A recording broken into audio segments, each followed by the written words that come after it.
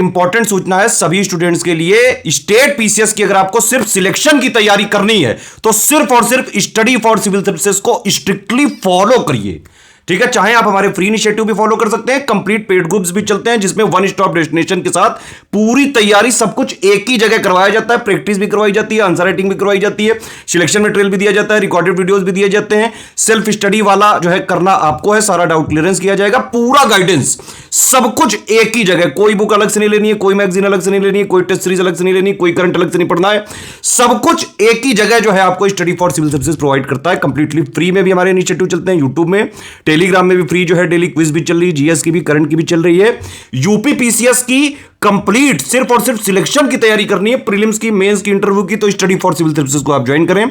BPSC की चाहे 71 वाले की हो, 70 वाले की हो, यूपी पीसीएस की चाहे 2024 की प्री मेंस की हो, 2025 की हो, सारे कोर्सेज चल रहे हैं। इवन राजस्थान पीसीएस का कोर्स चल रहा है, एमपी पीसीएस का कोर्स चल रहा है, उत्तराखंड 2025 की कंप्लीट प्रीलिम्स और मेंस की तैयारी का कंप्लीट सिलेक्शन तक की तैयारी का कोर्स चल रहा है लगातार स्टडी फॉर सिविल सर्विसेज पर।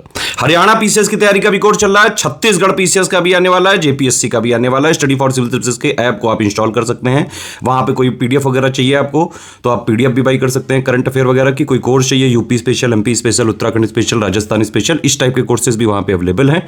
कंप्लीट टेस्ट सीरीज चाहिए, चाहे 2025 की, 2024 की, बीपीएससी, यूपीपीएससी है ना, एमपीपीएससी, राजस्थान वाली आरएएस वाला जो परीक्षा है, सबकी जो है सारी टेस्ट सीरीज बिल्कुल fresh, exam oriented, exact official syllabus plus latest and pattern के हिसाब से कंप्लीटली रिवाइज्ड और अपडेटेड, जो आज का डायनेमिक पैटर्न चल रहा है उस पर आधारित कंप्लीट तैयारी आप कर सकते हैं। स्टेट पीसीएस की, आरओ की, बीओ की, प्लस कई सारे हमारे कोर्सेज चलते रहते हैं। वनडे एग्जाम्स के लिए भी हमारा एक इनिशिएटिव चल रहा है, ज्ञान सर एजुकेशन ऐप भी चल रहा है और उसका यूट्यूब चैनल भी चल रहा है। जल्दी हमारे यूपीएसआई और बिहार एसआई के भी बैचेस चालू होने जा रहे हैं, तो पुलिस वाले एग्जाम की भी कंप्लीट सिलेक्शन तक की तैयारी का सिर्फ और सिर्फ स्टडी फॉर सिविल सर्विसेज मिल जाएगा। ज्ञान सर एजुकेशन जो है वनडे एग्जाम्स के लिए है, वहां आपको आरआरबी के सारे कोर्सेज मिल सकते हैं, एसएससी जीडी मिल सकता है, एसएससी सीजीएल मिल सकता है, प्लस आने वाले टाइम पे सारे कोर्सेज बहुत ही कम जो है प्राइसेस में, बिल्कुल अफोर्डेबल प्राइस में, और सिर्फ सिलेक्शन की तैयारी बिना कोई टाइम वेस्ट किए हुए। क्योंकि वनडे एग्जाम में ज्यादातर जितने प्लेयर हैं टाइम वेस्ट बहुत करते हैं, कई सारे स्टूडेंट ने बहुत बार जो है हमसे रिक्वेस्ट करी है, इसीलिए वनडे का सिर्फ और सिर्फ टू द पॉइंट, जितना एग्जाम में सिलेक्शन के लिए जरूरी सिर्फ उतना जो है का कोर्स, कंप्लीट टेस्ट सीरीज वगैरह सारे जो है हम बहुत जल्द जो है लॉन्च कर रहे हैं। यूपीएसआई का भी आने वाला है, बीआरएसआई का भी आने वाला है, और आरआरबी वगैरह का ऑलरेडी चल रहा है। से इंतजार कर रहे हैं कई सारे स्टूडेंट इकोनॉमी पापा 2024 वाले का। चलो इसको स्टार्ट करते हैं। इसके साथ आप लोग एक काम और कर लीजिएगा कि जो यूनियन बजट था और यूपी बजट था उसका शुरू का करीबन आधे घंटे का वीडियो जरूर देख लीजिएगा, इसके साथ में जो स्मार्ट बोर्ड वगैरह में रिकॉर्ड किया गया है, प्लस जो प्री के इंपॉर्टेंट फैक्ट्स हैं, ठीक है। बाकी इसमें इकोनॉमी से रिलेटेड जो यूपी पीएससी जहां से क्वेश्चन पूछती है वो सारे टॉपिक लिए गए हैं, चाहे वो एफडीआई हो, चाहे वो फॉरेक्स रिजर्व हो, चाहे वो एक्सटर्नल जो है वो डेट हो, प्लस जो जीडीपी हो, जीएसडीपी वाइज जो है स्टेट्स हो, प्लस जीडीपी पर कैपिटा हो, बहुत सारे इंपॉर्टेंट फैक्ट हैं जो हर बार पूछता है आयोग। ये कुछ लिस्ट है, एक बार आप देख सकते हैं। इंपॉर्टेंट बात यहाँ पे हम करेंगे। कुछ स्लाइड एक्चुअली पिछले बार की भी मैंने यहाँ पे इंक्लूड करी है क्योंकि अभी भी इंपॉर्टेंट है, बस फैक्ट मैं आपको बताऊंगा इसमें। जैसे फॉरेन ट्रेड पॉलिसी 2023 आई थी, डायनामिक और ओपन एंडेड पॉलिसी थी। इसका मेन टारगेट क्या था? $2 ट्रिलियन की जो है एक्सपोर्ट को बनाना है, इंडिया के एक्सपोर्ट को, है ना, कब तक? 2030 तक। तो ये मेन फैक्ट है इसका। तो फॉरेन ट्रेड पॉलिसी क्या कहती है कि भाई इंडिया के एक्सपोर्ट को $2 ट्रिलियन तक हमें ले जाना है 2030 तक। इससे पहले फॉरेन ट्रेड पॉलिसी 2015 में आई थी और जो कि 2015 से 20 तक के लिए थी। इसमें एक बात और करी गई है कि 4 यहाँ पे टाउन्स ऑफ, ये 39 टाउन्स ऑफ एक्सीलेंस बनाए गए हैं यहाँ पे, ये आप देख सकते हैं। फरीदाबाद, मुरादाबाद, मिर्जापुर और वाराणसी, इनको ऐड कर दिया गया है 39 जो टाउन्स ऑफ एक्सीलेंस के हैं। बाकी ये पुरानी न्यूज़ है, इससे ज़्यादा जरूरी नहीं है। यहाँ पे हाईएस्ट जीएसटी कलेक्शन अगर आप देखेंगे तो ये हो गया है अप्रैल 2024 में, ठीक है। कितना हुआ है? 2.1 लाख करोड़ हुआ है ये। पिछली बार से ये 12.4% यहाँ पे बढ़ा है। वही चीज़ हिंदी में भी लिखी, इंग्लिश में भी लिखी, फालतू कुकू नहीं। और बढ़ा क्यों है? क्योंकि डोमेस्टिक ट्रांजेक्शन भी बढ़े हैं और इंपोर्ट भी बढ़ा है यहाँ पे। ये नेक्स्ट ये है, ये 12 नए इंडस्ट्रियल नोड्स या सिटी यहाँ पे जो है गवर्नमेंट बनाए, उसको जो है यूनियन कैबिनेट ने अप्रूव कर दिया है। और ये कहां पे बनाए जाएंगे? 6 मेजर कॉरिडोर और 10 स्टेट के अक्रॉस। इन्वेस्टमेंट कितना किया जाएगा? 28,602 करोड़ का वहां पे इन्वेस्टमेंट किया जाएगा। और ये 12 हैं कौन कौन से इंडस्ट्रियल नोड्स या सिटी, ये नाम जरूर एक बार देख लीजिएगा भैया, ये डायरेक्ट पूछ सकते हैं मैच द फॉलोइंग करके। एक तो है जो है खुरपिया है उत्तराखंड में, राजपुरा पटियाला है पंजाब में, दिघी है महाराष्ट्र में, ठीक है, पलक्कड़ केरल में है, आगरा और प्रयागराज यूपी में, ये जरूर याद रख लेना, ठीक है। गया बिहार में, जहीराबाद तेलंगाना में, ओरवाकुल और कोपरथी आंध्र प्रदेश में, और जोधपुर और पाली है राजस्थान में। 12 नए इंडस्ट्रियल नोड्स या सिटी जो है गवर्नमेंट अप्रूव कर दिए हैं। ये बनाएगी 10 स्टेट में बनाएगी, 6 मेजर कॉरिडोर में बनाएगी, और इन्वेस्टमेंट कितना करेगी? 28,602 करोड़ का। और इनको ग्रीन फील्ड स्मार्ट सिटी जो ग्लोबल स्टैंडर्ड उनकी तरह यहाँ पे बिल्ड किया जाएगा, डेवलप किया जाएगा। और ये अहेड ऑफ डिमांड होंगे, प्लग एंड प्ले होंगे, और वॉक टू वर्क कॉन्सेप्ट पे बेस्ड होंगे। पॉज करके आप ये चीज हिंदी में यहाँ पे देख सकते हैं। बाकी ये 11 इंडस्ट्रियल कॉरिडोर तो इंडिया में है ही, और ये सबसे पहला वाला था डीएमआईसी का जो 2007 में जो है बना था। और ये 11 के नाम जरूर एक बार आप देख लीजिएगा, मैप में इनकी पोजीशन भी देख लीजिएगा। ये है ये वाला मैप, एक बार थोड़ा सा एनालाइज करिएगा, ठीक है। नेक्स्ट है डिफेंस कॉरिडोर। इंडिया में 2 हैं इस समय, एक उत्तर प्रदेश में है और एक है तमिलनाडु में, ठीक है। उत्तर प्रदेश में 6 नोड्स हैं, ये जरूर ध्यान रखना आप, ठीक। कौन कौन से? आगरा, अलीगढ़, चित्रकूट, झांसी, कानपुर और लखनऊ। तमिलनाडु में भी 5 नोट हैं। यूपी पीसीएस वाले लोग यूपी का जरूर ध्यान रखें, ये इसका डायग्राम भी इसीलिए बना हुआ है, ठीक है। ये जो है इस तरह से यूपी का डिफेंस इंडस्ट्रियल कॉरिडोर डेवलप किया जाएगा, और जिसके यहाँ पे 6 नोड होंगे, आगरा, अलीगढ़, चित्रकूट, झांसी, कानपुर, लखनऊ। कौन अथॉरिटी डेवलप कर रही है इसको? Uttar Pradesh expressway industrial development authority, ठीक है। ये डीपीआईआईटी क्या है? ये जो है पॉलिसी बनाती है, उसके लिए नोडल ये डिपार्टमेंट है एफडीआई से रिलेटेड। एफडीआई का डेटा भी सब यहीं पे आता है, आप अगर देखें कभी। और ये नोडल डिपार्टमेंट और किस चीज़ का है कि जो भी ease of doing business index के अंदर में जो भी मतलब इनिशिएटिव लिए जाएंगे उसको भी ये कोऑर्डिनेट करता है, डीपीआईआईटी। एक अभी रिपोर्ट आई थी वर्ल्ड बैंक की, लॉजिस्टिक्स परफॉर्मेंस इंडेक्स रिपोर्ट 2023, जिसकी थीम थी कनेक्टिंग टू कम्पीट 2023। इसमें इंडिया की रैंक आई है 38, 139 कंट्री में इंडिया की रैंक आई है ये। और इंडिया ने अपनी रैंक को 6 इंप्रूव किया है, पिछली बार 44 थी, जिससे जो है 6 पोजीशन बढ़ के अब हो गई है 38। 2023 वाली जो लॉजिस्टिक परफॉर्मेंस इंडेक्स रिपोर्ट है, ध्यान रखना ये चीज। अब देखिए रेमिटेंस में तो इंडिया नंबर 1 पे ही रहता है हमेशा ऑलरेडी। 2022 में अगर आप देखें तो 111 billion dollar, even 120 billion dollar जो है इकोनॉमिक सर्वे ने क्लेम किया है। तो दुनिया में सबसे ज्यादा जो पहली बात तो ये है कि सबसे ज्यादा दुनिया में किसी भी देश से जो लोग बाहर जाते हैं वो भारतीय हैं, ठीक। अब जब सबसे ज्यादा इंडियंस बाहर हैं और सबसे ज्यादा इसीलिए वो पैसा भी भेज रहे हैं, यही तो है रिमिटेंस। तो नंबर 1 पे है इंडिया, फिर मैक्सिको, फिर चाइना और फिर फिलीपींस। और सबसे ज्यादा कहां से बाहर पैसा भेजा जाता है तो वो है यूएस, क्योंकि दुनिया में सबसे ज्यादा जो लोग हैं वो किस देश में जाते हैं? यूएस में जाते हैं, है ना।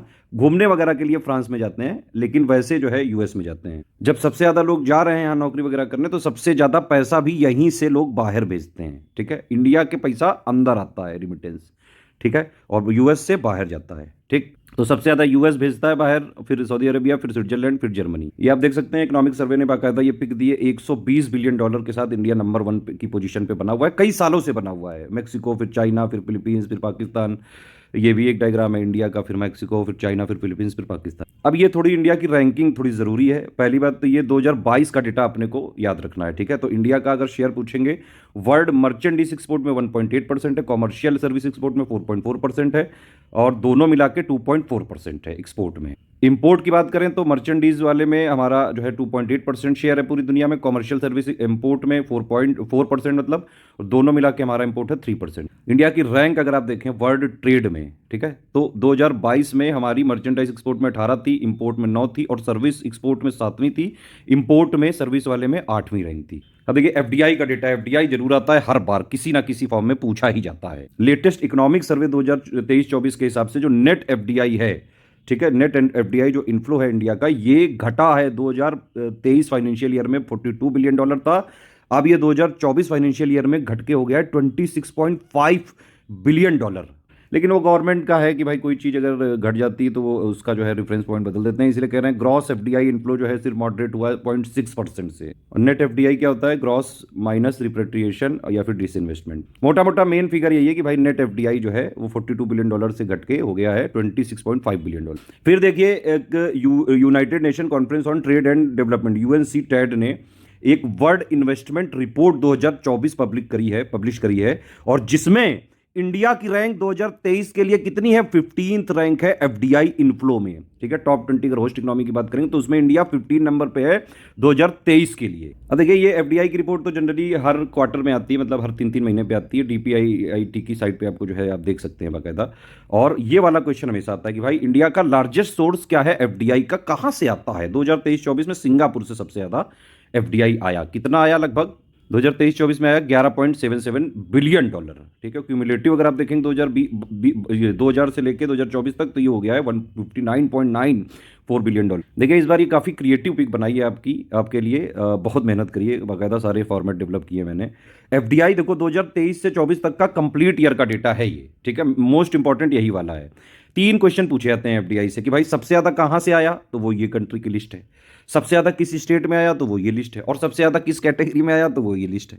जबरदस्ती लिखने की जरूरत नहीं है, पूरी क्रिएटिविटी यूज करो। जैसे सबसे ज्यादा एफडीआई किस सेक्टर में आया 2023-24 में, तो computer software and hardware number 1, number 2 services sector, number 3 construction, number 4 trading, number 5 है नॉन कन्वेंशनल एनर्जी। टॉप 5 आप जरूर याद रखें। फिर सबसे ज्यादा जो है 2023-24 में किस कंट्री से आया है एफडीआई, नंबर 1 पे सिंगापुर है, ठीक है, नंबर 2 पे मॉरिशियस, फिर नंबर 3 पे यूएसए, फिर नीदरलैंड, फिर जापान, ठीक। और कौन से स्टेट में सबसे ज्यादा एफडीआई आया, तो नंबर 1 है महाराष्ट्र, फिर गुजरात, फिर कर्नाटक, फिर दिल्ली, फिर तेलंगाना।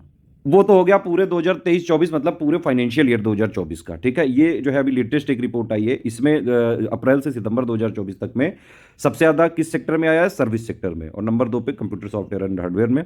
और इसमें कंट्री वाइज जो है सबसे ज़्यादा कहाँ से आया, सिंगापुर, नंबर 2 पे मॉरिशस, नंबर 3 पे नीदरलैंड है, और स्टेट वाइज भी सबसे ज़्यादा महाराष्ट्र, फिर गुजरात, फिर कर्नाटक। और अगर आप क्यूमुलेटिव देखेंगे कि आज तक 2000 से लेकर 2024 तक सबसे ज़्यादा किस सेक्टर में आया है एफडीआई, तो नंबर 1 है सर्विस सेक्टर, नंबर 2 है कंप्यूटर हार्डवेयर और सॉफ्टवेयर, नंबर 3 पे ट्रेडिंग है, ठीक है। और क्यूमुलेटिव 2000 से लेकर 2024 तक आज तक सबसे ज्यादा कहां से, किस देश से आया, तो नंबर 1 सिंगापुर, फिर मॉरिशस, फिर नीदरलैंड, फिर यूएई, फिर यूएसए। और स्टेट वाइज बात करें तो सबसे ज्यादा अभी तक कहां पे आया पूरा मिला के, उसमें भी नंबर 1 महाराष्ट्र है, फिर कर्नाटक है, फिर गुजरात है, फिर दिल्ली है, फिर तमिलनाडु है। अब देखिए एफडीआई के 2 रूट होते हैं, तो ऑटोमेटिक या फिर गवर्नमेंट रूट होता है, इसमें कोई भी नॉन रेसिडेंट या इंडियन कंपनी को किसी अप्रूवल की जरूरत नहीं पड़ती है। और दूसरा होता है बाकायदा गवर्नमेंट रूट। नहीं, 2 टाइप के यहाँ पे रूट होते हैं, एक होता है ऑटोमेटिक जिसमें किसी की जरूरत नहीं पड़ती है अप्रूवल की, दूसरा होता है गवर्नमेंट रूट, ठीक है, जहाँ पे गवर्नमेंट की बाकायदा यहाँ पे परमिशन लगती है, अप्रूवल गवर्नमेंट से लेना जरूरी होता है। कौन कौन से सेक्टर में एफडीआई नहीं आ सकता है, वो है लिस्ट ऑफ प्रोहिबिटेड सेक्टर, ये है lottery, chit fund, trading in transferable development rights, cigar और ये जो है सिगरेट वगैरह में, गैम्बलिंग में, Nidhi company, real estate business, plus जो है जो भी सेक्टर अभी तक वो ओपन नहीं हुए, एटॉमिक वाला हो गया, रेलवे वाला हो गया, इन सब। डिसइन्वेस्टमेंट की बात करें तो ये 2024-25 का टारगेट रखा गया है 50,000 करोड़ का, ठीक है। लेकिन अगर 2023-24 के डिसइन्वेस्टमेंट एस्टिमेट की बात करें तो वो भी पहले 51,000 करोड़ रखा गया था, लेकिन फिर उसको 30,000 करोड़ कर दिया गया। इस समय जो है सेंट्रल गवर्नमेंट ये अप्रोच अपना रही है कि पहले से जो है डिसइन्वेस्टमेंट के टारगेट यहाँ पे ये लोग स्पेसिफाई नहीं करते हैं, बल्कि इसको कैटेगराइज कर देते हैं कैपिटल रिसिप्ट में, और फिर उसके जो भी जरूरतों के हिसाब से डिसइन्वेस्टमेंट किया जाता है और टारगेट उसी के हिसाब से एडजस्ट कर दिया जाता है। जैसे देखिए पहले 51,000 था, 30,000 कर दिया गया। इस बार भी टारगेट 50,000 करोड़ का रखा गया है, लेकिन देखेंगे कितना हो पाया फाइनली। ये क्वेश्चन बार बार आता है। 8 टाइप की कोर इंडस्ट्री होती हैं, ठीक है। इसका बेस ईयर है 2011-12। मंथली ये डेटा आता है DIPP, ministry of commerce and industry में आता है ये। 8 कोर इंडस्ट्री में जो है, पहली बात तो 8 कोर इंडस्ट्री के कंपोनेंट कौन कौन से होते हैं ये आपको ध्यान रखना चाहिए। तो ये 8 कोर इंडस्ट्री कौन कौन है, कोल है, क्रूड ऑयल है, नेचुरल गैस है, रिफाइनरी जो है प्रोडक्ट है, फर्टिलाइजर है, स्टील है, सीमेंट है और इलेक्ट्रिसिटी है, ठीक है। इसको आप किसी भी तरह ट्रिक वगैरह से भी याद रख सकते हैं। 3 जो है होती है दोस्त कोर इंडस्ट्री में गए। अब देखिए इसको ये इस तरह से याद रख सकते हैं, 3C है। 3C का मतलब हो गया कोल, क्रूड और सीमेंट, ठीक है। FRENS का क्या मतलब हो गया, फर्टिलाइजर, रिफाइनरी वाला और प्लस इलेक्ट्रिसिटी वाला प्लस नेचुरल गैस और प्लस ये स्टील वाला। तो ये 8 कोर इंडस्ट्री हैं। अब इसमें सबसे ज़्यादा वेटेज पूछ सकते हैं कि सबसे ज़्यादा वेटेज किसका है, तो इस समय सबसे ज़्यादा वेटेज है रिफाइनरी का 28.03, ठीक है। फिर इलेक्ट्रिसिटी, फिर स्टील और सबसे कम है फर्टिलाइजर का, ठीक। ये जो 8 कोर इंडस्ट्री हैं ये टोटल मिला के 40.27% का वेटेज यहाँ पे गेन करती हैं IIP वाले डेटा में, इंडेक्स ऑफ इंडस्ट्रियल प्रोडक्शन में। वही चीज़ यहाँ पे हिंदी में भी आप देख सकते हैं। मैं तो ऐसे भी बोलचाल वाली भाषा में बता रहा हूं आपको। अब देखो ये माइग्रेशन डेटा है। इंडिया, मैंने बताया आपको कि पूरी दुनिया में ऐसा कौन सा देश है जहां से वहां के नागरिक सबसे ज्यादा बाहर जाते हैं, तो वो इंडिया है, ठीक है। और इंडिया का ही इसीलिए लार्जेस्ट डायस्पोरा है पूरी दुनिया में। करीबन जो इंडिया से बाहर कितने लोग हैं, 18 मिलियन, 1.8 करोड़, पूरी ग्लोबल पॉपुलेशन का 1.3%, समझ रहे हैं आप। और हमारी जो है एज ए डेस्टिनेशन कंट्री, मतलब लोग हमारे यहाँ आते हैं कितने, उसमें 13th रैंक है। और हम जो है होस्ट कर रहे हैं कितने लोग को, पूरी ग्लोबल पॉपुलेशन का 0.3%, करीबन 44-45 लाख माइग्रेंट्स को। फिर मैंने बताया कि पूरी दुनिया में ऐसा कौन सा कंट्री है जहां पे सबसे ज्यादा इंटरनेशनल माइग्रेंट जाते हैं, तो वो यूएस है। सबसे बड़ा अट्रैक्शन है पूरी दुनिया का यूएस, सबको यूएस जाना है, ठीक है। और अगर टूरिस्ट वाली बात करेंगे तो उसमें फ्रांस है। ध्यान रखना, दोनों में डिफरेंस है। ये डेटा का डिफरेंस कोई नहीं बताएगा, क्योंकि इसमें बड़ी रिसर्च लगती है, बहुत पढ़ना पड़ता है। पिछले 8 दिन से मैं लगातार इसमें लगाऊं, बिना कोई काम किए, तब जाके डेटा बना एक एक चीजें क्रिएटिव तरीके से। तो सबसे ज्यादा डायस्पोरा पूरी दुनिया में इंडिया का है। सबसे ज्यादा इंडियन विदेशों में कहां रहते हैं? यूएई में, फिर यूएस में, और फिर सऊदी अरबिया में। ध्यान रखना डेटा। सबसे ज्यादा टूरिस्ट कहां जाते हैं? फ्रांस में। अब देखो, ये उसकी टेबल भी है, ठीक है। टॉप 3 कंट्रीज ऑफ ओरिजिन में नंबर 1 है 2020 में इंडिया हमारा, और नंबर 2 पे है मैक्सिको, नंबर 3 पे है रशिया, ठीक है। और top 3 destination country for Indians, Indians सबसे ज्यादा कहां पे जाते हैं? नंबर 1 पे यूएई में जाते हैं, करीबन 34-35 लाख इंडियन यूएई में है। नंबर 2 पे है यूएस, करीबन 27 लाख के आसपास इंडियंस यूएसए में है। और फिर है नंबर 3 पे सऊदी अरबिया। ये आरबीआई की मॉनिटरी पॉलिसी होती है, उसके लेटेस्ट रेट है। रेपो रेट आप देख लीजिए 6.5% है। एसएलआर वाला है ये, सॉरी एसएलआर तो ये 18% है। सीआरआर एट 4.2% है ना। बैंक रेट है 6.75%, और ये फिक्स्ड रिवर्स रेपो रेट है 3.35%। मार्जिनल स्टैंडिंग फैसिलिटी रेट है 6.75%। और डेफिनेशन वगैरह नहीं बताएंगे तो वीडियो लंबा हो जाएगा। अभी बस फैक्ट देखिए जो एग्जाम में आ सकते हैं। अब देखिए फॉरेक्स रिजर्व आ जाता है, अभी लेटेस्ट एकदम पोजीशन में बता रहा हूं, 6 दिसंबर 2024 की पोजीशन है। इंडिया का फॉरेक्स रिजर्व कितना है? $656 मिलियन। और इसमें सबसे ज्यादा जो है किसका कंपोनेंट होता है? फॉरेन करेंसी एसेट का, करीबन 87 या 90% के आसपास। नंबर 2 पे है गोल्ड रिजर्व, फिर एसडीआर होता है। अच्छा, ये क्वेश्चन अगर पूछा जाएगा कि भाई हमारे पास कितना फॉरेन एक्सचेंज रिजर्व है, कितने महीने तक का हम इंपोर्ट कवर कर सकते हैं, तो जून 2024 की पोजीशन के हिसाब से हमारे पास इतना फॉरेक्स रिजर्व है कि हम करीबन 11.2 मंथ का इंपोर्ट आसानी से कर सकते हैं, ठीक है। ये एक आध साल पहले शायद ये 18 महीने तक था। अब देखो, ये आरबीआई की रिपोर्ट आती है फॉरेक्स की, हर जो है ये ऑलमोस्ट वीक में आती है, हर वीक में आती है रिपोर्ट ये। और इसमें आप देख सकते हैं कि जितना टोटल हमारे पास रिजर्व है उससे सबसे बड़ा कंपोनेंट है फॉरेन करेंसी एसेट्स का। ये दिख रहा है कि नहीं? नंबर 2 पे गोल्ड है, नंबर 3 पे हमारा एसडीआर है, और नंबर 4 पे रिजर्व पोजीशन इन आईएमएफ ये वाला है, ठीक। अगर ये पूछ लें आपसे कि फॉरेक्स में सबसे ज्यादा क्या आता है इंडिया में, फॉरेन करेंसी एसेट आते हैं, फिर गोल्ड है, फिर एसडीआर है, फिर रिजर्व पोजीशन इन आईएमएफ है। ध्यान रखना, वर्ल्ड बैंक नहीं है। यही चीज यहां लिखी, फॉरेन करेंसी एसेट में ज्यादातर जो है इंडिया के जो फॉरेन करेंसी एसेट है ये एक्चुअली सबसे मेजर कंपोनेंट है फॉरेक्स रिजर्व का, और करीबन 90% ये होता है, ठीक है। और ये मल्टी करेंसी पोर्टफोलियो के रूप में रखा जाता है, जैसे डॉलर हो गया, यूरो हो गया, पाउंड स्टर्लिंग हो गया, जापानीज येन हो गया, ये सब। एमएसपी का लेटेस्ट डेटा देख लेना, ये कुछ इंपॉर्टेंट फैक्ट है। पहली बात तो इसको कौन रिकमेंड करता है? सीएसीपी, ठीक है, 2009 से कर रहा है यहाँ पे इसको रिकमेंड। अगर पूछा जाए कि कितनी क्रॉप्स के लिए एमएसपी आता है तो 22 आंसर होगा। अगर टोटल कॉमोडिटीज के लिए आएगा तो 23 आंसर होगा, ठीक है। तो सीएसीपी रिकमेंड करती है 22 एमएसपी, और एक एफआरपी रिकमेंड करती है, फाइनल सीसीईए करती है, cabinet committee on economic affairs. फिर ये भी पूछ सकते हैं, सीएसीपी जो है एक स्टैट्यूटरी बॉडी है जो कि 1965 में बनी है। पहली बार अगर पूछ दिया गया कि भाई एमएसपी किस क्रॉप को दिया गया, 1966-67 में व्हीट को, गेहूं को दिया गया। किस कमेटी के रिकमेंडेशन पे ये एमएसपी चालू हुआ? स्वामीनाथन कमेटी, जो कि 2004 में बनी थी, उसकी रिकमेंडेशन पे ये जो है ये हुआ 2018-19 से कि प्रोडक्शन कॉस्ट का करीबन जो है 50% प्रॉफिट होना चाहिए, यानी कि जितनी कॉस्ट लगे उसका 1.5 टाइम्स जो है एमएसपी देना चाहिए। गन्ने के लिए, शुगर केन के लिए क्या होता है? एफआरपी, सीएसीपी केंद्र सरकार करती है, और एसएपी जो है राज्य सरकार करती है। और ये जो शुगर केन है ये एसेंशियल कमोडिटी एक्ट 1955 के शुगर केन कंट्रोल एक्ट 1966 के तहत इशू किया जाता है। ये इंपॉर्टेंट फैक्ट है, देख लीजिएगा, डायरेक्ट पूछे जा सकते हैं ये। अब देखिए, ये एक फॉर्च्यून 500 का अपडेट है, ये जनरली पूछ लेते हैं, इसलिए थोड़ा इसको क्रिएटिव तरीके से बनाया है। 500 कंपनियों के लोग सिलेक्ट करते हैं, ठीक है। अच्छा, इसमें दो चीजें हैं, दो टाइप की यहां पे सिलेक्ट होता है। एक होता है रिवेन्यू वाइज, सबसे बड़ी कंपनी, ठीक है, उसी को यहां पे ये लोग बोलते हैं, मेनली उसी को बोला जाता है, मतलब हाईएस्ट रिवेन्यू जनरेटिंग कंपनीज होती हैं यहां पे, ध्यान रखना। और इसी में जो है फॉर्च्यून 500 ग्लोबल लिस्ट निकलती है, तो उसमें रिवेन्यू वाइज नंबर 1 पे है वॉलमार्ट पूरी दुनिया में, यूएस की है ये, अमेजॉन नंबर 2 पे, नंबर 3 पे स्टेट ग्रिड। तो ये टॉप 10 रैंक है फॉर्च्यून 500 की पूरी दुनिया की। अच्छा, इसमें इंडियन कंपनीज कितनी है? 9 कंपनीज हैं, ठीक है। जैसे रिलायंस मतलब इंडिया से नंबर 1 पे है, आप देख सकते हैं ये, ठीक है, फॉर्च्यून 500 इंडिया, ठीक। और पूरी दुनिया में रैंक 86 है इसकी, ठीक है, पिछली बार से 2 रैंक इसने इंप्रूव करी है, ठीक। फिर नंबर 2 पे ये पूरी इंडिया में है एलआईसी, और एलआईसी का पूरी दुनिया में पोजीशन है 95, ठीक। इसने भी 12 पोजीशन अपनी इंप्रूव करी है। फिर जो है इंडियन कंपनीज में थर्ड कंपनी जो इंडिया की है वो है आईओसीएल, इंडिया में इसकी 3rd रैंक है, वैसे पूरी दुनिया में 116 रैंक है। फिर एसबीआई है, इंडिया में इसकी 4थी रैंक है, और वैसे पूरी दुनिया में 178 है।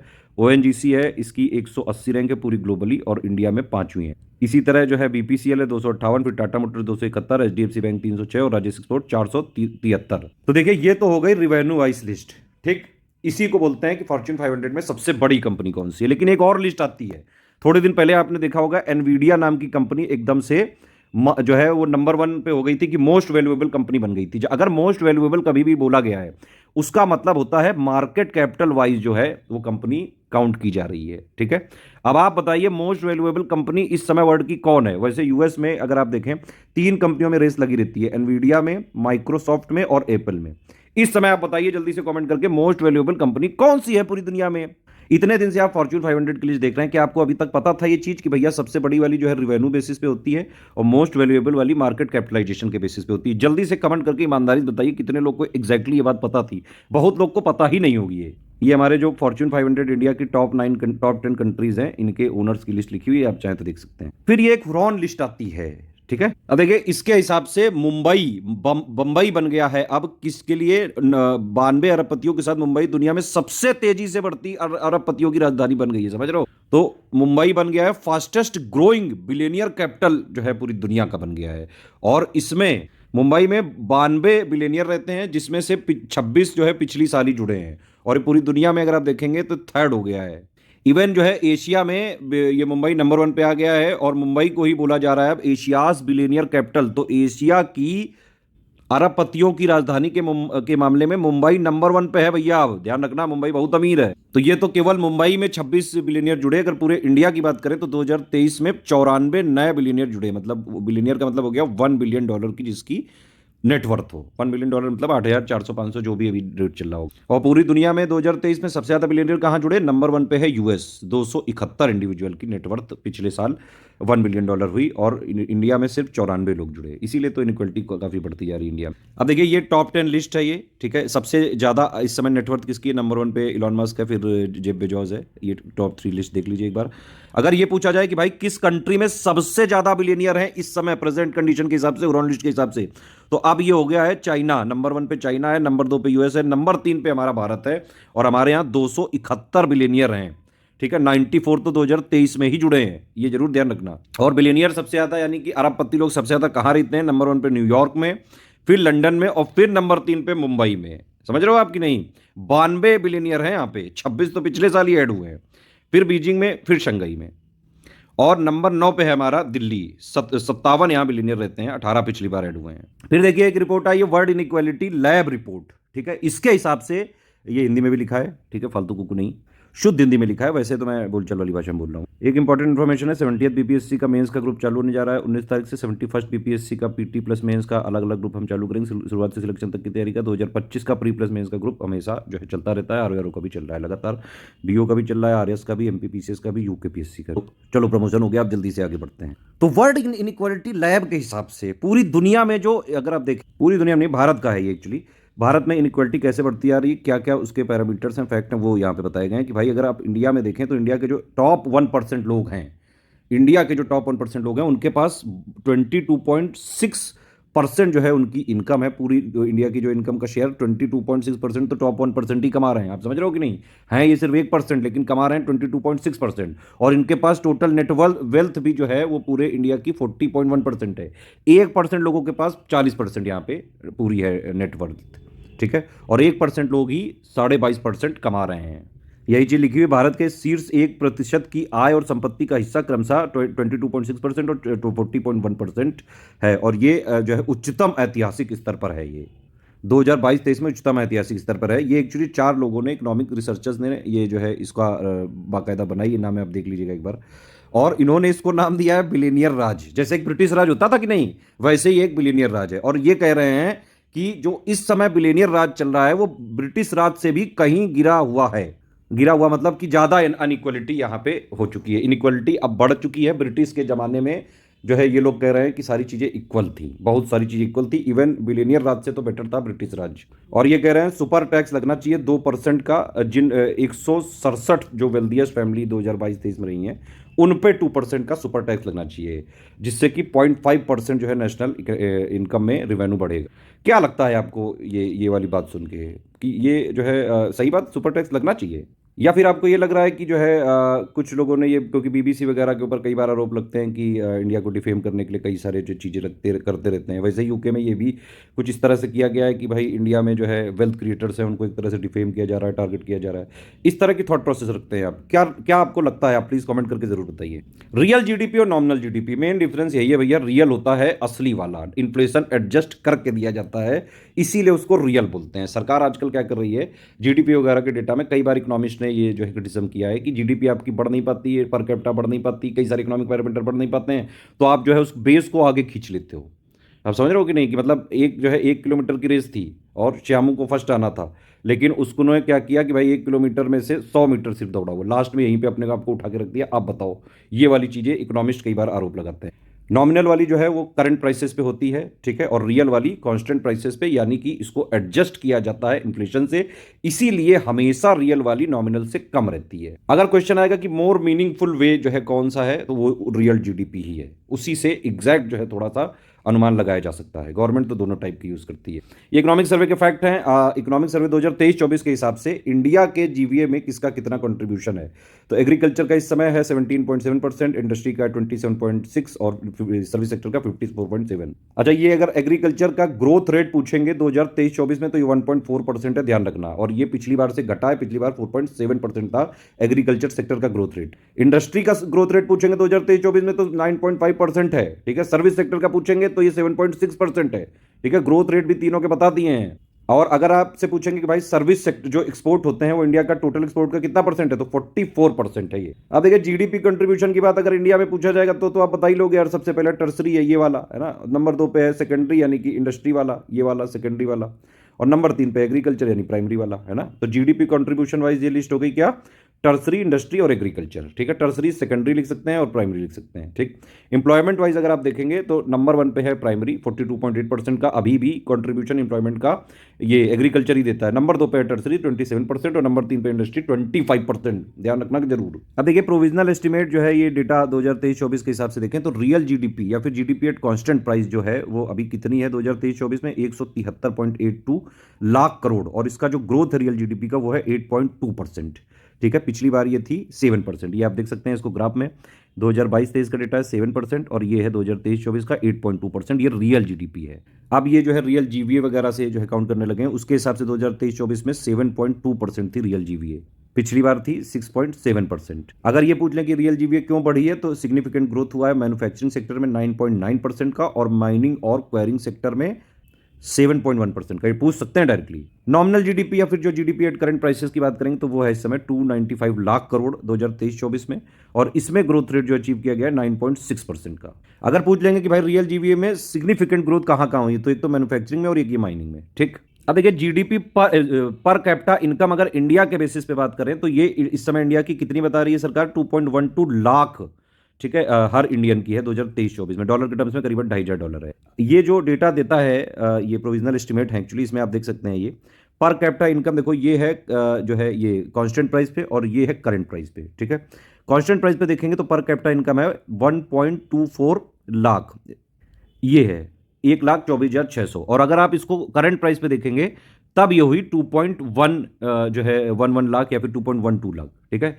तो यहां पे जीडीपी पर कैपिटा इंडिया की अगर बात करेंगे, सरकार ने जो डेटा दिया है वो करंट वाला लिया है 2.12 लाख, अगर कांस्टेंट वाले पे आएगा तो 1.24 लाख होगी। ये शेयर है एक्सपोर्ट और इंपोर्ट का, थोड़ा सा आप देख सकते हैं कांस्टेंट वाले के हिसाब से 22.7% एक्सपोर्ट का शेयर है जीडीपी में, और इंपोर्ट का 25% है। मतलब import as a percentage of GDP कितना है 25% और एक्सपोर्ट है 22.7%। इसको रिफ्रेम करके ये वाला मानिएगा। पूरी दुनिया की top 10 largest economy, latest data जो है वो नंबर 1 पे यूएस है, $29.17 ट्रिलियन, नंबर 2 चाइना, फिर जर्मनी, फिर जापान, फिर हमारा इंडिया $3.89 ट्रिलियन, ठीक है।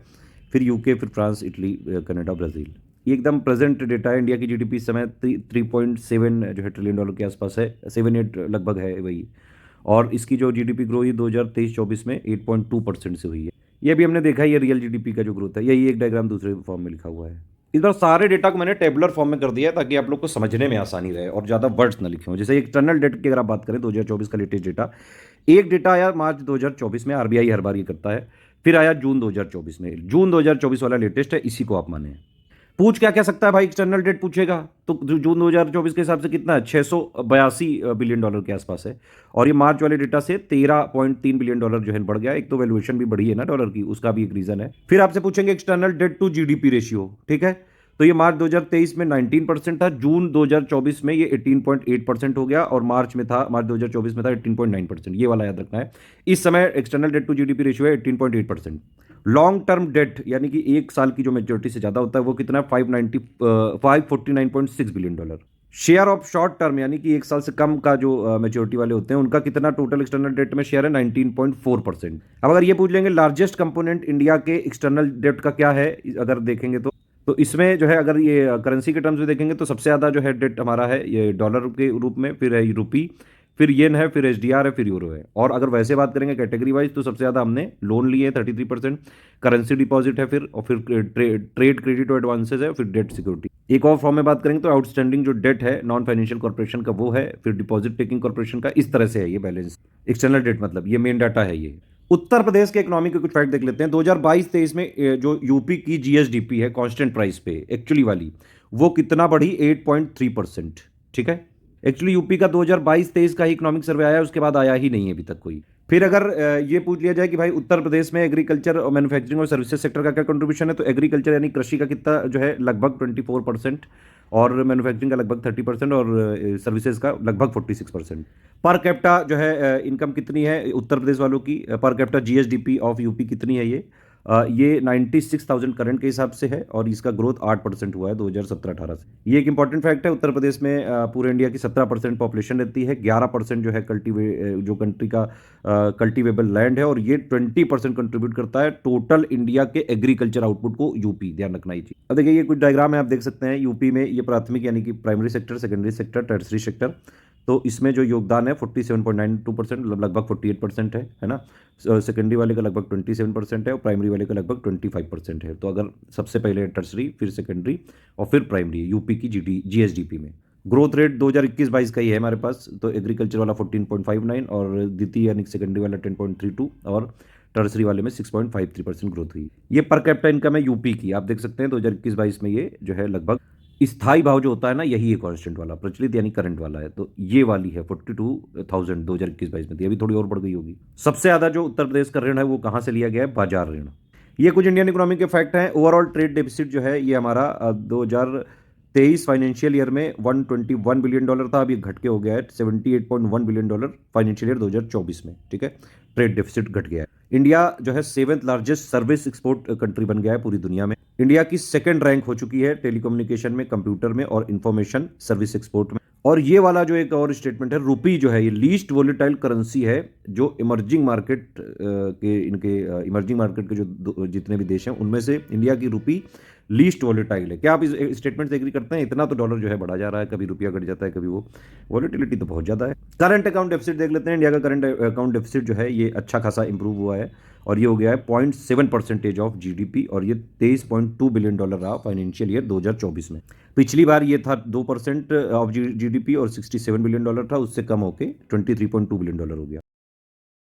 ट्रेड देख लेते हैं 2023-24 में। आप देख सकते हैं एक्सपोर्ट थोड़ा सा बढ़ा है, इंपोर्ट घटा है, और ट्रेड बैलेंस भी घटा है, यानी कि ट्रेड डेफिसिट की पोजीशन इंप्रूव हुई है। तो इंडिया का जो एक्सपोर्ट है वो 2022-23 में था $776.4 बिलियन, 2023-24 में हो गया $778.2 बिलियन, थोड़ा सा बढ़ा है। मर्चेंडाइज एक्सपोर्ट जो है थोड़ा घटा है 3%, लेकिन सर्विस एक्सपोर्ट बढ़ा है, ठीक है, 4.8%। लेकिन इंडिया का जैसे मर्चेंडाइज एक्सपोर्ट थोड़ा सा घटा, लेकिन इंपोर्ट काफ़ी ज़्यादा घट गया 5.6%, और ग्लोबल करेक्शन भी था कमोडिटी प्राइसेस में, इसीलिए जो है इंडिया का ट्रेड बैलेंस इंप्रूव हो गया है पोजीशन, यानी कि ट्रेड डेफिसिट हमारा घटा है। ये वाली चीज हम पहले डिस्कस कर चुके हैं एक अलग फॉर्म में, आप एक बार इसको पढ़ लीजिएगा बस। अब देखिए इंडिया का लार्जेस्ट एक्सपोर्ट और इंपोर्ट हम कहाँ से करते हैं, तो वो पूरी टेबल ही बना दी, टेबल देख डालो भैया, ठीक है। इंडिया सबसे ज्यादा एक्सपोर्ट कहाँ करता है, नंबर 1 यूएसए, फिर यूएई, फिर नीदरलैंड, फिर चाइना, फिर सिंगापुर, है ना, फिर टॉप 10 लिस्ट है ये टोटल। और इंडिया सबसे ज्यादा इंपोर्ट कहाँ से कर रहा है, चाइना से, फिर रशिया, फिर यूएई, फिर यूएसए, फिर सऊदी अरबिया, और ये पूरी लिस्ट है। तो अगर चाइना जो है इंडिया का बिगेस्ट सोर्स ऑफ इंपोर्ट है, और यूएस हमारा बिगेस्ट एक्सपोर्ट मार्केट है, सबसे ज्यादा हम एक्सपोर्ट करते हैं यूएस को, कितना $51.62 बिलियन का, और चाइना से इंपोर्ट कर रहे हैं $65 बिलियन का। एक और डेटा, इंडिया का ट्रेड डेफिसिट है जो टॉप 10 इसके ट्रेडिंग पार्टनर्स हैं उनमें से 9 के साथ। अच्छा, अगर ये पूछ लें कि भाई इंडिया का लार्जेस्ट ट्रेडिंग पार्टनर इस समय कौन है, इस समय चाइना है। ठीक है, कितना ट्रेड हुआ है, 118.4 बिलियन डॉलर का हुआ है 2023-24 में इंडिया चाइना के बीच। और इसने यूएस को हरा दिया, मतलब यूएस जो है अब सेकंड हो गया है। ठीक है, तो यूएस जो है टॉप ट्रेडिंग पार्टनर था 2021-22 में, 22-23 में, 23-24 में फिर से जो है चाइना बन गया है। बताओ, बॉयकॉट चाइना के नारे लगाए जाते हैं यहाँ इंडिया में, और इंडिया का जो लार्जेस्ट ट्रेडिंग पार्टनर चाइना है। वाह गुरु। इंडिया का ट्रेड सरप्लस है यूएस के साथ इसलिए ट्रेड बढ़ानी चाहिए। यूके, बेल्जियम, इटली, फ्रांस और बांग्लादेश के साथ इंडिया का फ्री ट्रेड एग्रीमेंट है 4 इसके ट्रेडिंग पार्टनर के साथ, सिंगापुर, यूएई, कोरिया और इंडोनेशिया। अब देखो ये लिस्ट लिख दी है भैया, इंडिया का लार्जेस्ट ट्रेडिंग पार्टनर इस समय कौन सा है। नंबर 1 है चाइना 118.4 बिलियन डॉलर के साथ। नंबर 2 पे यूएसए 118.3 बिलियन डॉलर। बस जरा से टक से मौत से छू के चला गया, देखो जरा से हराया इसको चाइना ने। नंबर 3 है यूएई 83.6 बिलियन डॉलर के साथ। नंबर 4 है रशिया। नंबर 5 है सऊदी अरबिया, फिर सिंगापुर। अब ये डेटा पूछते हैं, ये कहीं मिला नहीं तो कॉमर्स मिनिस्ट्री की साइट पे जाके टॉप बाकायदा जो है मैंने पूरी रिपोर्ट वगैरह पढ़ के निकाला है। ठीक है, क्योंकि ये बड़ा फेवरेट क्वेश्चन होता है एग्जामिनर का। इंडिया के टॉप 10 प्रिंसिपल कमोडिटी, ये इंपोर्ट की लिस्ट है और ये एक्सपोर्ट की लिस्ट है। ठीक है, तो आप देख सकते हैं इंपोर्ट हम क्या क्या करते हैं। नंबर 1 पे पेट्रोलियम क्रूड हो गया, है ना, फिर गोल्ड पेट्रोलियम प्रोडक्ट हो गया नंबर 3 पे, फिर कोल कोक, और फिर ये इलेक्ट्रॉनिक कंपोनेंट पर्ल हो गया, फिर आयरन स्टील। इस तरह से टॉप 10 इंपोर्ट की लिस्ट है, प्रिंसिपल कमोडिटी इंपोर्ट। ठीक है, और सबसे ज़्यादा एक्सपोर्ट हम क्या कर रहे हैं, पेट्रोलियम प्रोडक्ट इंपोर्ट कर रहे हैं, पेट्रोलियम क्रूड, और एक्सपोर्ट कर रहे हैं पेट्रोलियम प्रोडक्ट। फिर ड्रग फॉर्मुलेशन, और फिर पल्स हो गया, टेलीकॉम वाला हो गया, गोल्ड वगैरह हो गया, इलेक्ट्रॉनिक मशीनरी, आयरन स्टील, ये हो गया। ये ग्राफ वगैरह हम दिखाया है इंपोर्ट ऑफ टॉप 10 कम्युनिटीज़, ये पिछले पूरे साल में किस तरह से जो है बड़ा ये ग्राफ वगैरह में ये एक्सपोर्ट। क्यूई ग्रुप्स को जोड़ लेंगे तो इंडिया के जो मर्चेंडाइज एक्सपोर्ट सबसे ज़्यादा इंजीनियरिंग गुड्स में रहा, फिर पेट्रोलियम प्रोडक्ट, फिर जम्स एंड ज्वेलरी, फिर इलेक्ट्रॉनिक गुड्स, फिर ऑर्गेनिक और इनऑर्गेनिक केमिकल। और अगर इसका इंपोर्ट जो है ये एक्चुअली मर्चेंडाइज एक्सपोर्ट इंपोर्ट वाली पोजीशन है, और ये मर्चेंडाइज एक्सपोर्ट वाली पोजीशन है। ये टोटल इंपोर्ट एक्सपोर्ट है टॉप 10 प्रिंसिपल कमोडिटी वाइज। ठीक है, ध्यान रखिएगा, दोनों में कंफ्यूज होने की जरूरत नहीं है। तो मर्चेंडाइज एक्सपोर्ट में नंबर 1 है इंजीनियरिंग गुड, फिर पेट्रोलियम, फिर जेम्स ज्वेलरी, फिर ये इलेक्ट्रॉनिक गुड्स। और मर्चेंडाइज इंपोर्ट में क्या है, पेट्रोलियम क्रूड और प्रोडक्ट, इलेक्ट्रॉनिक गुड्स, फिर मशीनरी, फिर गोल्ड। अब देखो ये डेटा है, बड़ा इंपॉर्टेंट डेटा है। इंडिया का लार्जेस्ट एक्सपोर्टर स्टेट और डिस्ट्रिक्ट कौन सा है 2023-24 की पोजीशन के हिसाब से। इंडिया का लार्जेस्ट जो एक्सपोर्टर स्टेट है वो गुजरात है। ठीक है, फिर है महाराष्ट्र, फिर यूपी, ये तमिलनाडु, फिर कर्नाटक, फिर यूपी। तो यूपी की एक्सपोर्ट में इस समय क्या पोजीशन है, 5वीं पोजीशन है, ध्यान रखना। अगर ये पूछेंगे कि इंडिया का कौन सा ऐसा डिस्ट्रिक्ट है जहां से सबसे ज्यादा एक्सपोर्ट होता है, तो वो जामनगर है। बस इतना याद रखो, पूरी लिस्ट कौन याद रखेगा। चलो देखा ही लो यार, percentage share of top 10 districts in India export, देखो जामनगर, कांचीपुरम, मुंबई, पुणे, और इसमें हमारा ये 9 नंबर पे गौतम बुद्ध नगर। तो ये आप देख सकते हैं इंडिया में जितना भी एक्सपोर्ट हम करते हैं, और उसमें से गुजरात से 30.75%, 30% तो गुजरात ही से हो जाता है। फिर महाराष्ट्र हो गया 15%, फिर तमिलनाडु करीबन 9.96%, फिर कर्नाटक 6.09%, फिर जाके यूपी का नंबर आता है। इंडिया के पूरे एक्सपोर्ट का सिर्फ 4.7% एक्सपोर्ट होता है उत्तर प्रदेश। पूरी दुनिया का सबसे कर्जदार देश है यूएस। ठीक है, पूरी दुनिया में अगर आप देखेंगे सबसे ज़्यादा जो कर्जदार है वो यूएस है, और इनके ऊपर कितना कर्ज है, 26.5 ट्रिलियन डॉलर। इतनी तो हमारी इकोनॉमी भी नहीं है जितना इनका कर्ज है। हमारी इकोनॉमी की पोजीशन कितनी है, 3.67 ट्रिलियन डॉलर, और इनका कर्ज कितना है, 26.5 ट्रिलियन डॉलर। 8 इंडिया के बराबर जो है इनका कर्ज है। फिर इंडिया की पोजीशन क्या है भाई कर्ज में, 25th पोजीशन है हमारे ऊपर, 682 बिलियन डॉलर है। अभी हमने देखा भी एक्सटर्नल डेट पूरा। सीपीआई वर्सेस डब्ल्यूपीआई, ये एक बार जरूर देख लीजिए। डब्ल्यूपीआई में क्या होता है कि ये जो बल्क में लोग खरीदते हैं अदर बिजनेस से, अदर बिजनेस को बेचते हैं, वो सब डेटा आता है, और ये पब्लिक किया जाता है। पब्लिश कौन करता है, या office of economic adviser, ministry of commerce और इंडस्ट्री को। तो ये पूरा डेटा नहीं देता है डब्ल्यूपीआई। होलसेल प्राइस के जो है इंडेक्स के साथ यही है क्रिटिसिज्म कि ये भाई इसमें जनरल पब्लिक जो है कोई प्रोडक्ट नहीं खरीदती है ना होलसेल प्राइस पे, भाई जनरल पब्लिक थोड़ी ना पूरे होलसेल प्राइस पे लाएगी, तो इससे एग्जैक्ट इन्फ्लेशन नहीं निकल पाता है। ठीक है, दूसरा होता है सीपीआई कंज्यूमर प्राइस इंडेक्स।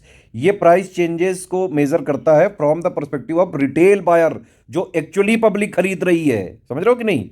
तो ये रिलीज करता है एनएसओ, इसीलिए मोस्ट अप्रोप्रिएट माना जाता है सीपीआई वाला, डब्ल्यूपीआई नहीं। अब डब्ल्यूपीआई में भाई बड़े बड़े दुकानदार हैं, वो पूरा जो है गट्टा गट्टा खरीद लाते हैं। कोई शोरूम का मालिक है, पूरी बाइकों को वो ले आया, इतना कोई जनरल थोड़ी ना करेगा ना। लेकिन क्या होता था पहले भाई, डब्ल्यूपीआई कोई कॉमन सेंस माना जाता था, और इसी को क्योंकि प्रोड्यूसर लेवल पर ट्रैक करना आसान रहता था, इसलिए इसको जो है काफ़ी दिनों तक यूज़ करते रहे, और इसी को most widely used inflation indicator बोलते हैं डब्ल्यूपीआई वाले को। डब्ल्यूपीआई जो है एक्चुअली मॉनिटर करता है होलसेल में जो भी प्राइस मूवमेंट है, और ये एक तरह से इंसाइट भी जो है प्रोवाइड करता है बाकायदा, क्या क्या इन्फ्लेशनरी प्रेशर जो है प्रोडक्शन पे है, डिस्ट्रीब्यूशन सेक्टर पे है। इवन डब्ल्यूपीआई जो है मैक्रो इकोनॉमिक और माइक्रो इकोनॉमिक कंडीशन को एनालाइज करने पे हेल्प कर सकता है। लेकिन समस्या वही है कि डब्ल्यूपीआई फोकस करता है price of goods traded between corporations, बड़ी बड़ी कंपनियों के बीच में जो ट्रेडिंग चल रही है उनको काउंट कर रहा है ये। सीपीआई जो एक्चुअली कंज्यूमर प्राइस इंडेक्स नाम ही है इसका ना, तो जो एक्चुअली कंज्यूमर खरीद रहा है, आम आदमी खरीद रहा है, जो उसको यहां पे मेजर कर रहा है। तो सीपीआई क्या मेजर कर रहा है? प्राइस ऑफ कमोडिटी और सर्विसेज जैसे food, medical care, education, electronic, जो इंडियन कंज्यूमर जो है बाई करते हैं। सीपीआई के कंपोनेंट कौन कौन से हैं? Food and beverage, fuel and light और हाउसिंग, क्लॉथिंग, ये सब है। 4 टाइप की सीपीआई होती है, एक तो इंडस्ट्रियल वर्कर के लिए, एक एग्रीकल्चर लेबर के लिए, एक रूरल लेबर के लिए और एक रूरल अर्बन कंबाइंड के लिए। जो पहले की 3 हैं ये वाली आईडब्ल्यू और जो है एग्रीकल्चर लेबर, रूरल लेबर की, इसको कंपाइल करता है लेबर ब्यूरो जो कि ministry of labour and employment का है। और चौथा वाला जो सीपीआई कंबाइंड रूरल अर्बन ये सब टोटल मिला के है, ये करता है एनएसओ जो कि ministry of statistics and programme implementation. Base year देखो डब्ल्यूपीआई के लिए 2011-12 है, सीपीआई के लिए 2012 है, सीपीआई इंडस्ट्रियल वर्कर के लिए बदल चुका है, 2016 हो चुका है। ये वेटेज देख सकते हैं, सीपीआई का वेटेज में सबसे ज्यादा है फूड और बेवरेज है, ठीक है। ये करीबन कितना है? 46% है, ठीक। और ये पान तंबाकू वाले भी हैं 2% पे, भाई इनका भी कंट्रीब्यूशन है इन्फ्लेशन बढ़ाने में। क्लॉथिंग फुटवियर वाले ये भी 7% में है, हाउसिंग वाले जो है 16% में है, फ्यूल लाइट वाले भी 7% में है, मिसलेनियस है 28%। अब देखिए डब्ल्यूपीआई में क्या है भाई, 3 है, एक है प्राइमरी आर्टिकल, एक है फ्यूल एंड पावर और एक है मैन्युफैक्चर्ड गुड है। प्राइमरी आर्टिकल का इस समय क्या है जो है वेटेज इसमें 22.62%, फ्यूल एंड पावर का ये 13.15% और बाकी है मैन्युफैक्चर्ड प्रोडक्ट। तो यहाँ फूड वगैरह का जो है कम है, इसीलिए एग्जैक्ट इन्फ्लेशन का पता ही नहीं चल पाता है। बल्कि अभी थोड़े दिन पहले आपने न्यूज़ देखा होगा, फूड एंड बेवरेज जो यहाँ पे 46% है एक्चुअली, जिससे इन्फ्लेशन का पता चलता है। इसको शायद कुछ कम किया जा सकता है 2026 से। देखिए अभी आगे क्या क्या होता है। वही बात है ना कि टारगेट आप अचीव ना कर पाओ तो जो है उसका रेफरेंस ही कम कर दो। चलो ये देख लेते हैं भाई, डेटा इंपॉर्टेंट है। इंडिया की जो है सेकंड लार्जेस्ट रोड नेटवर्क है वर्ल्ड में, यूएस के बाद नंबर 1 पे रोड में, नंबर 1 पे है यूएस, नंबर 2 पे इंडिया, फिर चाइना, फिर ब्राजील, फिर रशिया है। इंडिया की जो टोटल रोड है उसमें सबसे ज्यादा क्या है? रूरल वगैरह की है। ये नेशनल हाईवे सिर्फ 2% है, स्टेट हाईवे सिर्फ 3%। बाकी रोड क्या क्या है भाई? नेशनल हाईवे में आप देख लो 2% लगभग, और स्टेट हाईवे में 3%, बाकी डिस्ट्रिक्ट रोड 10% है ना, रूरल रोड करीबन 73%, अर्बन रोड 8%, उसके अलावा प्रोजेक्ट रोड 5.7%, इस तरह से है। तो ज़्यादातर हमारे यहाँ ग्रामीण वगैरह की ही रोडें हैं। के एक्सप्रेसवे के फैक्ट देख लेते हैं। अगर एक्सप्रेसवे में बात करें कि किस स्टेट में सबसे ज्यादा डेवलप है तो वो यूपी है। 1500 किलोमीटर का एक्सप्रेसवे यूपी में है, 8 एक्सप्रेसवे हैं। महाराष्ट्र दूसरे नंबर पे 829 और 6 एक्सप्रेसवे हैं। अगर ये पूछेंगे कि भाई एक्सप्रेसवे सबसे लंबा कौन सा है तो वो है दिल्ली मुंबई एक्सप्रेसवे, ठीक है, 1380 किलोमीटर की लेंथ के साथ। किस किस स्टेट से पास होता है? हरियाणा, राजस्थान, मध्य प्रदेश, गुजरात और महाराष्ट्र। ये नेशनल हाईवे के फैक्ट है, आप इसमें देख सकते हैं, बिल्कुल लेटेस्ट डेटा है ये, नेशनल हाईवे की वेबसाइट से मैंने निकाला है। तो इसमें लार्जेस्ट नेशनल हाईवे इस समय कहाँ पे है? महाराष्ट्र में नंबर 1 पे है, ये देखिए महाराष्ट्र में 18,459 किलोमीटर का है ये। और नंबर 2 पे हमारा यूपी है, इसमें 12,270 किलोमीटर का नेशनल हाईवे है। नंबर 3 पे राजस्थान है, इसमें 10,706 किलोमीटर का नेशनल हाईवे है, ठीक है। ये देखिए टॉप 3 लिख दिए गए। अब आप कमेंट करके बताइए लार्जेस्ट नेशनल हाईवे इंडिया का कौन सा है और यूपी का है, कुछ आप भी करो।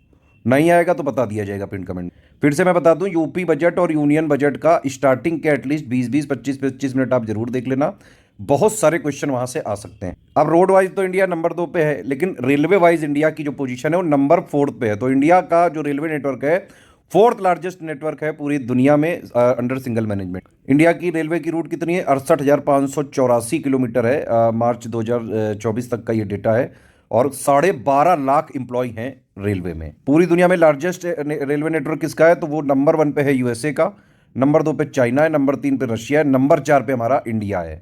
ये एक पुराना डेटा है कि 50% से ज़्यादा जो है जीएसवी कंट्रीब्यूट करने वालों में से हाईएस्ट है चंडीगढ़, दिल्ली और फिर यूपी, सबसे कम है सिक्किम। ये थोड़ा स्टेट वाइज डेटा है। इसमें अगर आप देखेंगे state wise length of road, तो स्टेट वाइज सबसे ज़्यादा किस स्टेट में लेंथ ऑफ रोड है उसमें नंबर 1 पे महाराष्ट्र है, नंबर 2 पे यूपी, नंबर 3 पे असम है, ठीक है। ये पूरी देखिए लिखी हुई है, ये इसी टेबल से ये डेटा फाइनल जो है प्रेडिक्शन है इसका, मतलब ये एनालिसिस है इसकी। इसको छांट के टॉप 3 ये है, ठीक है। और ऐसे ही रेलवे रूट की अगर आप बात करेंगे तो रेलवे रूट सबसे ज़्यादा नंबर 1 पे है यूपी में, फिर राजस्थान, फिर महाराष्ट्र। ये कुछ और जो है इंपॉर्टेंट न्यूज़ है इकोनॉमी की। जैसे एथेनॉल ब्लेंडिंग का टारगेट पहले 20% रखा गया था जो 2030 तक का, लेकिन फिर 2020 में कैबिनेट को ये लगा कि नहीं ये तो हम पहले कर सकते हैं 2025 तक, तो इन्होंने इसको एडवांस कर दी। अगर ये पूछा जाए कि इंडिया सबसे ज़्यादा ऑयल कहाँ से सप्लाई कर रहा है तो इस समय नंबर 1 पे रशिया है। इंडिया सबसे ज़्यादा ऑयल जो है इंपोर्ट कर रहा है रशिया से, नंबर 2 पे इराक है, नंबर 3 पे सऊदी अरेबिया, नंबर 4 पे यूएसए है, ठीक है। और इंडिया इस समय आप देखें तो रशिया का टॉप ऑयल बायर है। नंबर 1 पे रशिया पूरी दुनिया में ऑयल जहां जहां बेच रहा है सबसे ज्यादा इंडिया खरीद रहा है। चाइना नंबर 2 पे है। इंडिया सबसे ज्यादा एलएनजी कहां से सप्लाई जो है ले रहा है, वो नंबर 1 पे कतर है, नंबर 2 पे यूएसए, नंबर 3 पे यूएई। इंडिया वर्ल्ड का 3rd बिगेस्ट ऑयल इंपोर्टर है, ध्यान रखना। इवन अगर गोल्ड की बात करें तो इंडिया पूरी दुनिया का 2nd लार्जेस्ट कंज्यूमर है गोल्ड का, चाइना के बाद। और इंडिया में सबसे ज्यादा सोना हम कहां से लाते हैं? स्विट्जरलैंड से। सबसे ज्यादा स्विट्जरलैंड से गोल्ड इंपोर्ट करते हैं, 40% सोना। नंबर 2 पे यूएई से हम एक्सपोर्ट करते हैं 16%, नंबर 3 पे साउथ अफ्रीका से 10%। इंडिया जो है वर्ल्ड का 3rd लार्जेस्ट ऑयल कंज्यूमर है, यूएस और चाइना के बाद। देखिए ये है इंडिया के स्टेट्स की जीएसडीपी वाइज पोजीशन, ठीक है, लेटेस्ट डेटा है, बिल्कुल अपडेटेड है, यही सत्य है।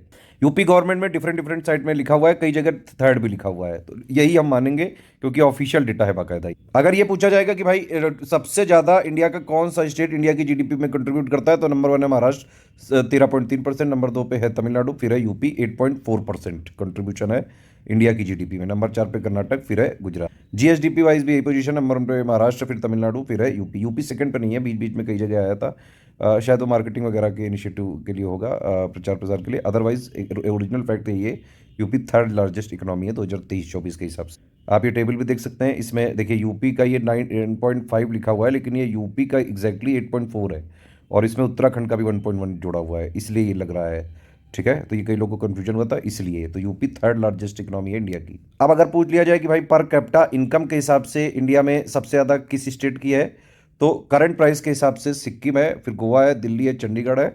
और कांस्टेंट प्राइस के हिसाब से, एक्चुअली मेन जो है ओरिजिनल डेटा यही होता है, कांस्टेंट प्राइस के हिसाब से नंबर 1 पे गोवा है, और नंबर 2 पे सिक्किम है, दिल्ली है, चंडीगढ़ है। मेरे हिसाब से ये वाला माने आप। मैं डेटा एनालिसिस करता रहता हूँ, मेरा थोड़ा जो है ये मुझे इंटरेस्ट आता है, इसलिए मैंने सारा डेटा इसमें दिया हुआ है, और ये बाकायदा ऑफिशियल सोर्सेज से लाया है। जीडीपी में इंडिया की रैंक 5th है नॉमिनल में, और 3rd है पीपीपी में। नई डेफिनेशन आई थी एमएसएमई की, अब तो कई पुरानी हो चुकी है, 2020 की है ये बात।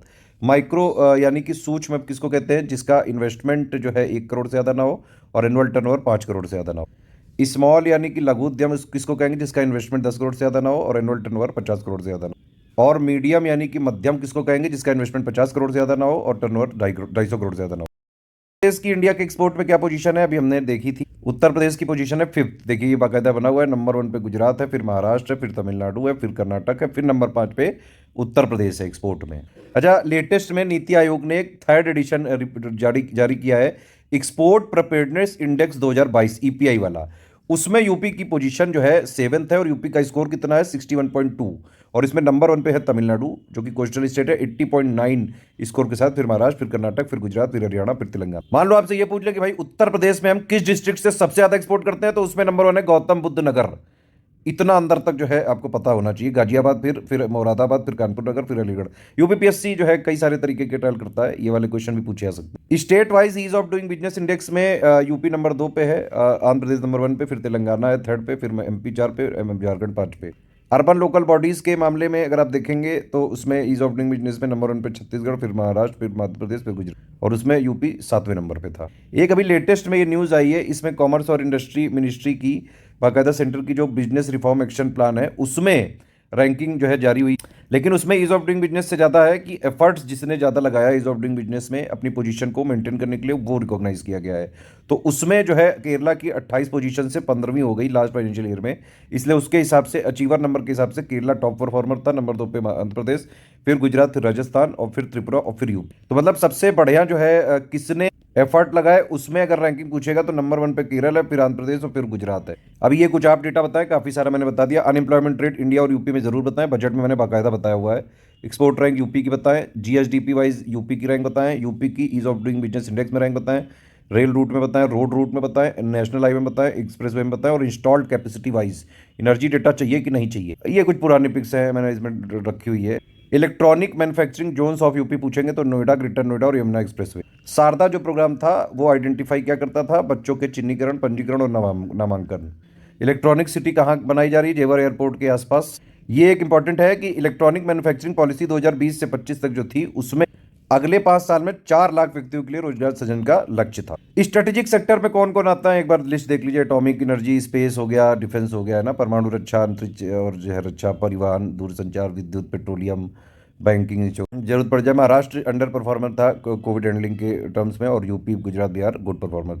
Nationally determined contribution NDC India के जरूर पढ़ लेना, बार बार आ जाते हैं, बस इतना सा पढ़ लो, यही इंपॉर्टेंट फैक्ट है। ठीक है। नेशनल इंफ्रास्ट्रक्चर पाइपलाइन 2020 से 25 तक के लिए था, जिसमें 100 करोड़ पर प्रोजेक्ट वाले जो है प्रोजेक्ट कंसीडर किए जा रहे थे। टास्क फोर्स इसकी हेड की थी अतानु चक्रवर्ती ने, और इसमें सबसे ज्यादा प्रोजेक्ट किसके लिए गए? एनर्जी, फिर रोड, फिर अर्बन के। ये एनसीआर है, ये उसके कॉन्स्टिट्यूएंट एरिया आप देख सकते हैं, और ये 1985 में एनसीआर पीबी आया।